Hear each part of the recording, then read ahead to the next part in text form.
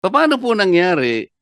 Ang sabi ng Pangulo 2 weeks ago, meron po tayong about 50 to 60 days. 2 weeks lang po nangyari.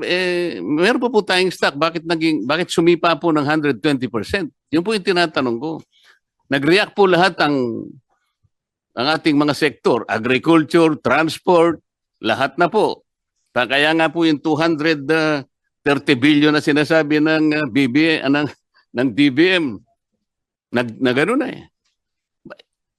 Ang tinatanong ko lang po, bakit po tayo napunta sa 120% kagad?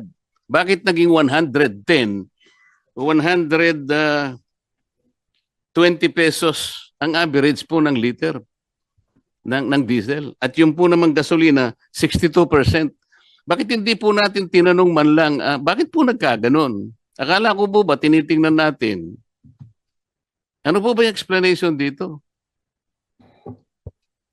Mr. Chair, ang presyo talaga ng international nag-increase eh.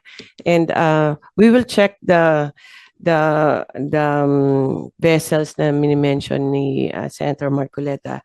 But based on sa mga information na nakuha namin sa mga nag-o-offer sa PNOC and also from our oil companies, may malaking increase talaga both on diesel and gasoline at 101%. Tama ba to? Ang increase niya for the past 3 weeks, 101% and 182% for diesel. But we'll check for the other sources, Mr. Chair, kung baka iba yung arrangements nila, Mr. Chair. Sir, hindi ko po alam kung saan nila kinukuha yung gasolina. Baka ang pinag-uusapan po natin, ang gagaling ba lahat sa Persian Gulf? Hindi po yun ang usapan eh.